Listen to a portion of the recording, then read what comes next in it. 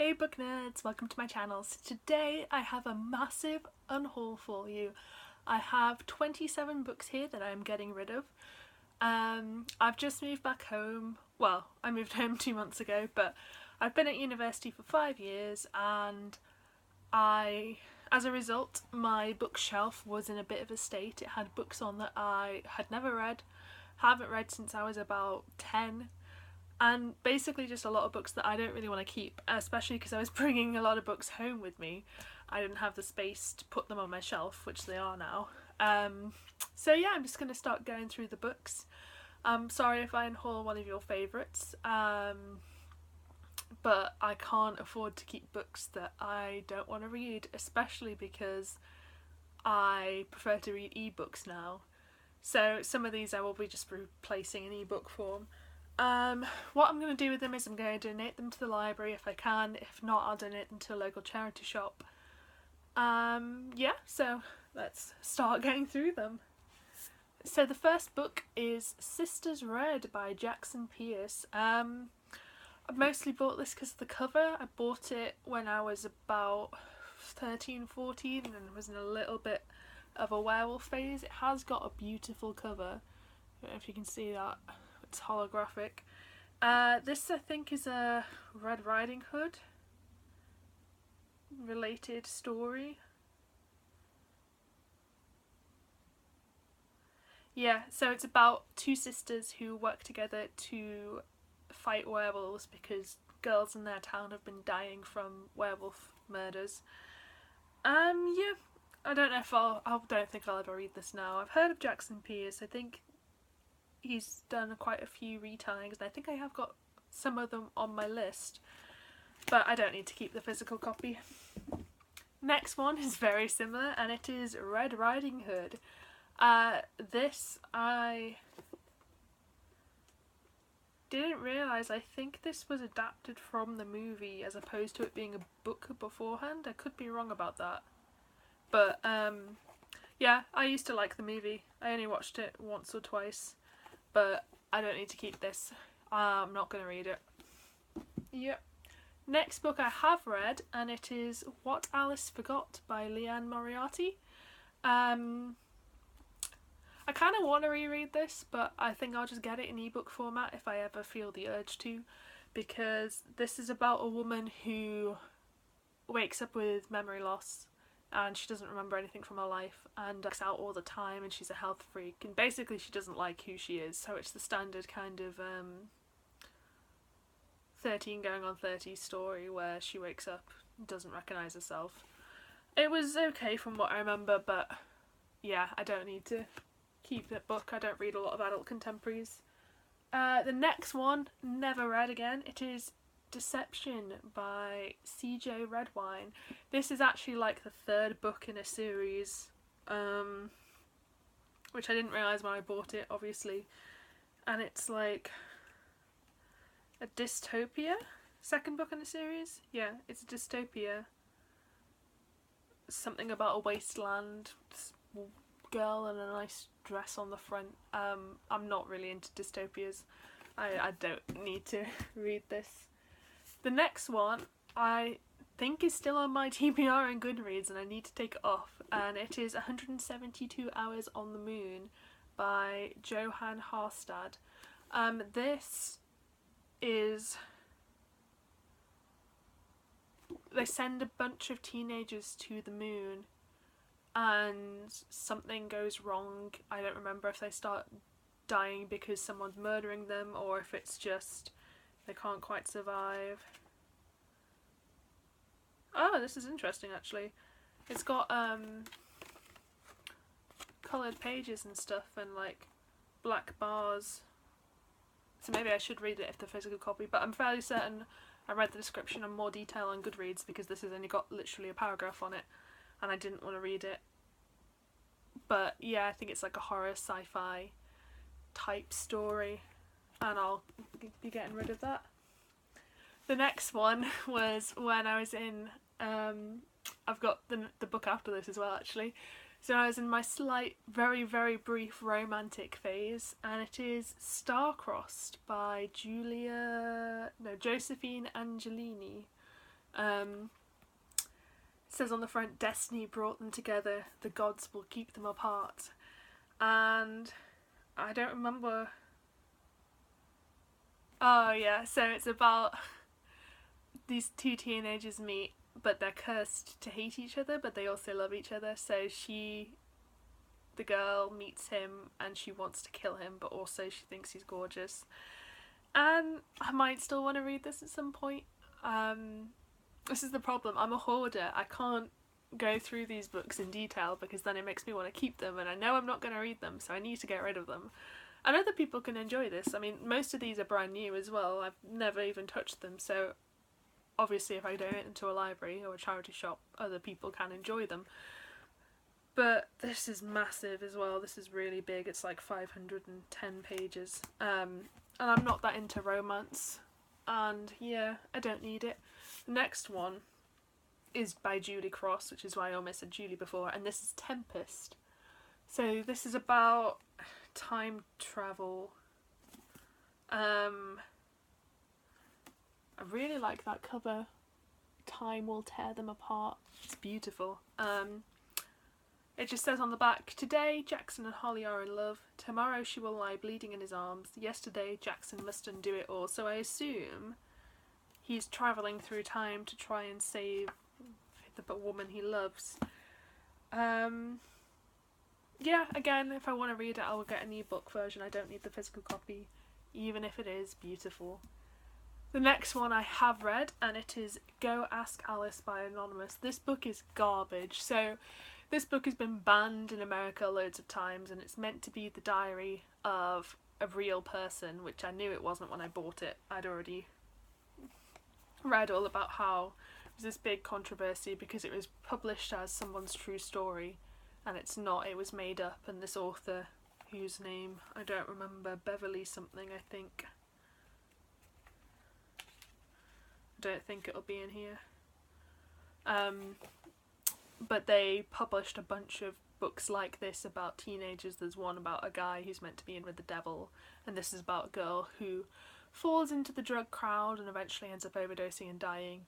And I knew it wasn't real when I bought it, but also I didn't realise how boring it would be. Nothing happens in this. It's not even that dark, and certainly not compared to today's standards. And it's just awful. It's just about a girl who kind of takes drugs, and then some vague things happen, but nothing really bad, and then she dies. And I don't know if it's true anyway. So I'm definitely getting rid of that one. The next one, all these books look so emo. You can tell they're from when I was about 12 years old. And it is The Beautiful Dead by Eden Maguire. It's the first in a series. I think I started this. I don't know if I finished it. But it's about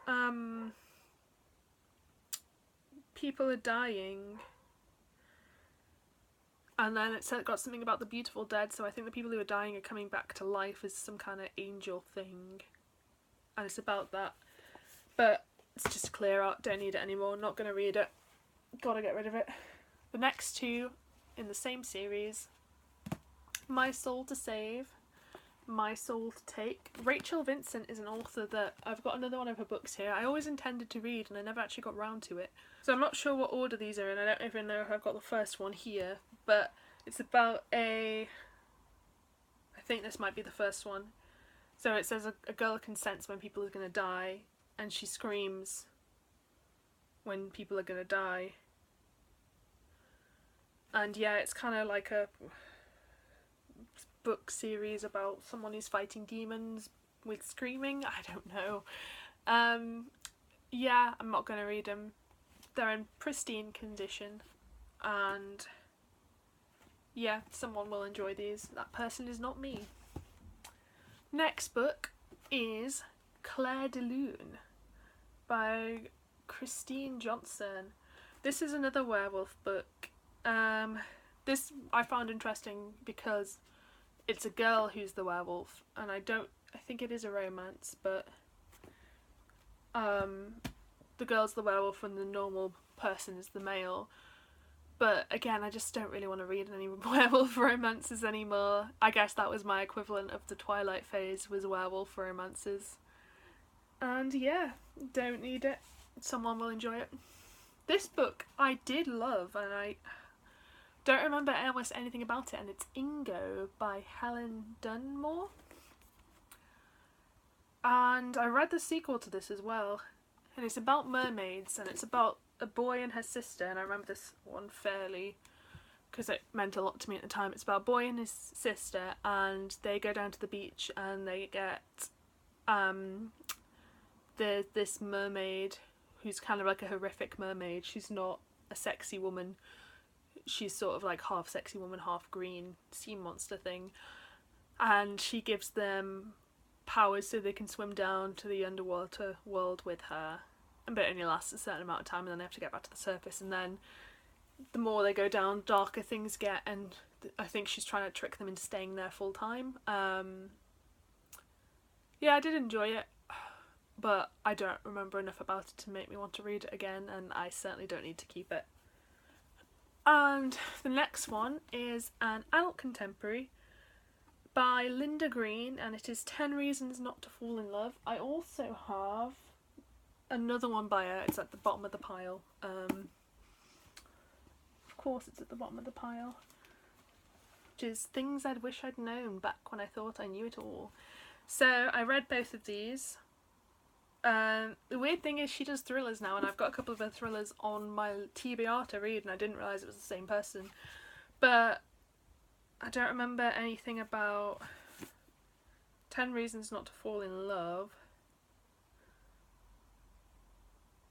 But I remember this one, Things I Wish I'd Known. It's quite dark, actually. The cover is not representative of inside. It's not a cute contemporary. It's about a girl who, when she was a teenager, she was in love with this footballer, and he took advantage of her and had sex with her, and then I think she got pregnant and she had to have an abortion. So I've kind of just spoilt the story for you there, but yeah, that's what it's about. They're alright, but not into adult contemporary anymore. Don't need to keep it. We're about halfway through now. The next book is Broken by Karen Slaughter. I bought this years ago. I bought it secondhand, which is why it's a bit battered. I haven't read any of Karen Slaughter still. I think this is a thriller. She writes quite brutal thrillers from what I know, and they're all quite violent. And yeah, I just don't need to keep it. I prefer to read it in ebook format. I will read her books. I don't know if I'll read this one. It's got this little special first edition sticker on the front though, which makes me feel like I should keep it even though I'm not going to. Yeah, the next one is maybe the one that people will have heard of on this list, and it is Gone Girl by Gillian Flynn. I've read this. I've read it twice, I believe. I like Gone Girl. I don't think it's the best thriller I've ever written. I think I gave it 3 out of 5. It was one of the first thrillers I read, and I still didn't think it was all that. And every other book by her I've liked a lot more. So I don't need to keep the physical copy at the moment. I might one day, because I am quite fond of her books, I might, when I have the space and the money, buy the editions like this of all of her books, because I do like the neon, especially because it's orange, which is my favourite colour. But that was second hand anyway, so it's a bit battered. And I don't like it enough to justify keeping it. The next one, I don't even know anything about. It is A Note of Madness by Tabitha Suzuma. I got this, I do remember buying it there. I got it from a charity shop, and I got it when I was doing a project in secondary school about mental health. And I never read it. I think it's just about a student with depression, and it's written before there were a lot of books about people with depression, so I don't really want to read it now because I think it's going to be really basic and it's not going to be very interesting. But maybe it was revolutionary for its time. The next one is Ordinary Thunderstorms by William Boyd. I got this from a charity shop as well. It's in quite good condition, and I bought it because and I'm not proud of this, but a guy I had a crush on at the time really liked this book. It was his favourite book, so I bought it because I was like, oh, I can impress him with this.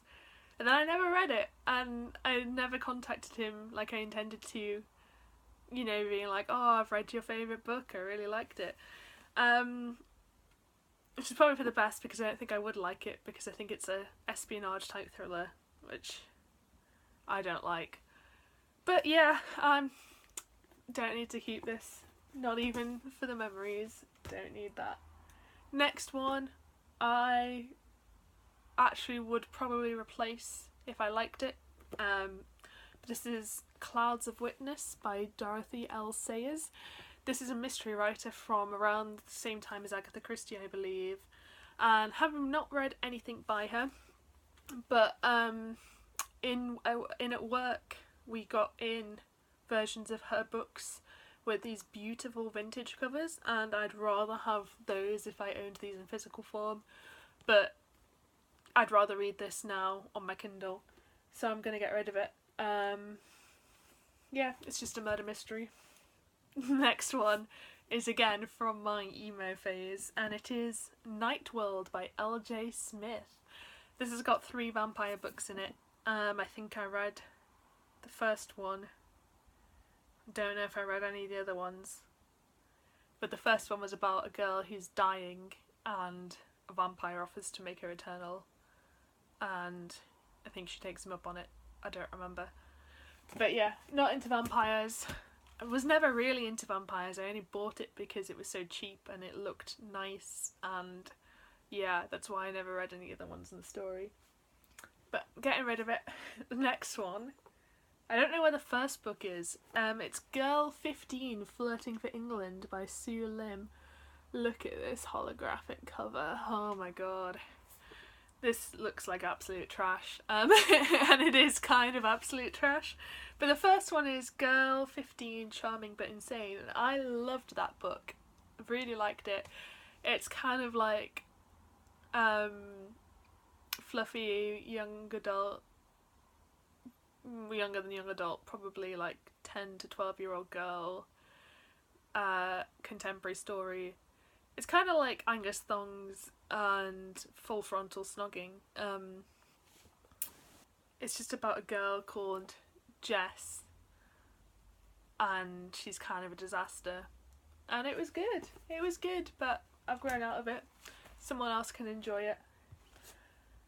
The next one I clearly got from a library because it's got the little cover on it, and it's Another Me by Catherine MacPhail.